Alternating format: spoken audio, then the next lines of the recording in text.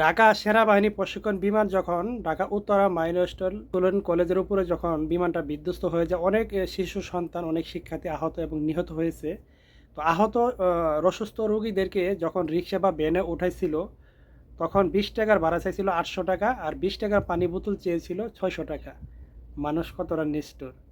তোরা শুধু টাকার মূল্যটা চিনলি, মানুষের জীবনের মূল্য চিনলি না। রিক্সা ভ্যানওয়ালাদেরকে যে মানুষে খারাপ বলতো, আমরা যখন প্রবাস থেকে এই ভিডিওগুলো দেখতাম, আমরা প্রতিবাদ করতাম যে রিক্সাওয়ালা গরিব মানুষ, অসহায়, তাদের উপরে কেন অত্যাচার করা হয়, তাদের রিক্সা ভ্যান কেন পুলিশে আটক করা হয়।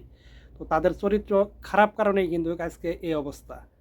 এই মাইলস্টোন স্কুল কলেজে যে সমস্ত শিক্ষার্থীরা মৃত্যুবরণ করছে, তাদের জন্য একটা উকিলে হাইকোর্টে একটা আবেদন করছে যে যারা মারা গেছে তাদের জন্য 5 কোটি টাকা, আর যারা আহত হয়েছে তাদের জন্য 1 কোটি টাকা যেন সরকারের পক্ষ থেকে অনুদান দেওয়া হয়।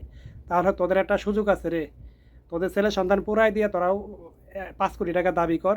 নাহলে তোদের একটা হাত পুরাইয়া, তোর ছেলে মেয়ের একটা হাত পুরাইয়া 1 কোটি টাকা দাবি কর। তো এই সুযোগটা হাতছাড়া করিস না। তোরা যে কতটা ছোটো লোক, এটা আজকে প্রমাণ করে দিলি। রিক্সাওয়ালাদেরকে কখনো ছাড় দিবেন না, তাদেরকে 20 টাকার ভাড়া 30 টাকা 40 টাকা দেওয়া হয়, তারপরেও তাদের মন পাওয়া যায় না। তারা কতটা অমানুষের মতো কাজ করছে এই শিক্ষার্থীদের উপরে, এটা আমি তীব্র প্রতিবাদ এবং নিন্দা জানাই। যারা ভিডিওটি দেখবেন শেয়ার করবেন।